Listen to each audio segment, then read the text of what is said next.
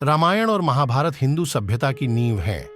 महाभारत हमने जीवन जीने के तरीकों को सिखाता है। महाभारत में एक से बढ़कर एक महारथी लोगों का जिक्र है, जिनमें से एक हैं कर्ण। लेकिन बहुत कम लोगों को पता है कि महाभारत के कर्ण का अंतिम संस्कार सूरत में किया गया। कर्ण का अंतिम संस्कार सूरत में ही क्यों हुआ, उसके पीछे भी एक कहानी है। इस तथ्य को जानना आपके लिए बहुत जरूरी है और हम आपको इसके बारे में बताने जा रहे हैं। दानवीर कर्ण पांडवों की माता कुंती के सबसे बड़े पुत्र थे। कर्ण की जीवन गाथा के बारे में तो हमने बहुत सुना होगा, लेकिन क्या आपने कभी उनकी मौत के बारे में सुना है? जब महाभारत का युद्ध चल रहा था और अर्जुन कर्ण के बीच युद्ध चल रहा था, तब कर्ण के रथ का पहिया जमीन में धंस गया। तब कर्ण ने भीष्म पितामह के बनाए नियमों की बात करते हुए अर्जुन से कहा, हे अर्जुन, जब तक मैं रथ का पहिया नहीं निकाल लेता, तब तक तुम मुझ पर आक्रमण नहीं करोगे। यह सुनकर अर्जुन रुक गया। तब भगवान कृष्ण ने कहा, हे अर्जुन, तुम क्यों रुके? तीर मारो। जब अर्जुन ने कहा कि वह युद्ध के खिलाफ है, तब भगवान कृष्ण ने याद दिलाया कि अभिमन्यु एक अकेले योद्धा से लड़ रहा था। तब युद्ध के नियम झांत नहीं थे। भरी सभा में जब द्रौपदी से अपशब्द कहे गए तो नियमों का उल्लंघन नहीं हुआ।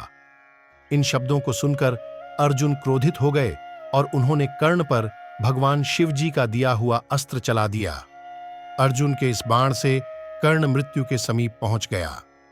जब कर्ण अपनी मृत्यु की प्रतीक्षा कर रहा था, तब भगवान कृष्ण ने कर्ण की परीक्षा लेने का विचार किया।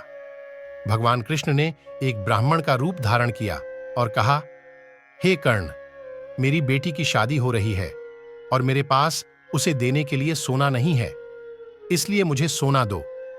तब कर्ण ने कहा कि मेरे पास कुछ नहीं है, मैं तुम्हें क्या दान कर सकता हूं? तब ब्राह्मण ने कहा कि तुम्हारे पास सोने का दांत है, वह दान कर दो। कर्ण ने कहा कि मुझे एक पत्थर से मारो और मेरा दांत निकाल दो। ब्राह्मण ने ऐसा करने से मना कर दिया और कहा कि दान तो खुद ही करना पड़ता है। इसके बाद कर्ण ने अपने समीप पड़े पत्थर को उठाया और उससे अपना दांत तोड़कर ब्राह्मण को दे दिया। इस पर ब्राह्मण ने कहा कि यह दांत को गंदा हो गया, उसे साफ करो। इस पर कर्ण ने अपने धनुष से धरती पर बाण चलाया तो वहां से गंगा की तेज जलधारा निकल पड़ी। उसे दांत धोकर कर्ण ने कहा, अब तो यह शुद्ध हो गया। इसके बाद कर्ण को एहसास हुआ कि यह कोई साधारण ब्राह्मण नहीं है, यह एक परमात्मा है, ताकि तुम उसे अपना असली रूप दिखाओ। भगवान कृष्ण अपने वास्तविक रूप में प्रकट हुए। श्री कृष्ण ने तब कर्ण से कहा था कि तुम्हारी यह बाण गंगा युगों तक तुम्हारा गुणगान करती रहेगी। घायल कर्ण को श्री कृष्ण ने आशीर्वाद दिया था कि जब तक सूर्य, चंद्र, तारे और पृथ्वी रहेंगे, तुम्हारी दानवीरता का गुणगान तीनों लोकों में किया जाएगा। संसार में तुम्हारे समान महान दानवीर न तो हुआ है और न कभी होगा। श्री कृष्ण ने कर्ण से कहा कि वह उनसे कोई भी वरदान मांग सकते हैं। कर्ण ने कृष्ण जी से कहा कि एक निर्धन सूत पुत्र होने के कारण उसके साथ बहुत छल हुए हैं। अगली बार जब कृष्ण जी धरती पर आएं, तो वह पिछड़े वर्ग के लोगों के जीवन को सुधारने के लिए प्रयत्न करें। इसके साथ कर्ण ने 2 और वरदान मांगे।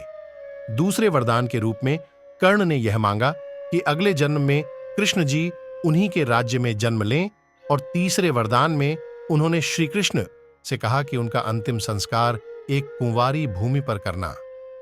खोजबीन करने पर सूरत में तापी नदी ही कुंवारी नदी मिली, जिसे कुंवारी माता नदी भी कहा जाता है। इसी तापी नदी के किनारे कर्ण का शवदाह हुआ और आज भी यहां कर्ण का मंदिर है। सूरत का चारधाम मंदिर 3 पत्रों का वटवृक्ष कर्ण के अंतिम संस्कार के साक्ष्य रूप है। तापी नदी के किनारे कर्ण का शवदाह किए जाने के पश्चात पांडवों ने जब कुंवारी भूमि होने पर शंका जताई, तो श्री कृष्ण जी ने कर्ण को प्रकट करके उससे आकाशवाणी द्वारा कहलाया था कि वो सूर्य के पुत्र हैं और अश्विनी और कुमार उनके भाई हैं, तापी उनकी बहन है।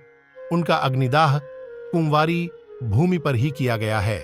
पांडवों ने कहा, हमें तो पता चल गया, परंतु आने वाले युगों को कैसे पता चलेगा?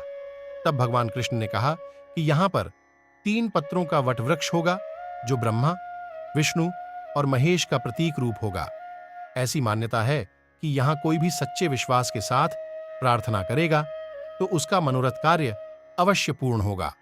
इस प्रकार यह वृक्ष आज भी सूरत में तापी नदी के तट पर खड़ा है और इसके पास यह तीन पत्तों वाला वृक्ष है, जिसे सूरत में 3 पत्ती वाले तिप्तियां घास के नाम से जाना जाता है।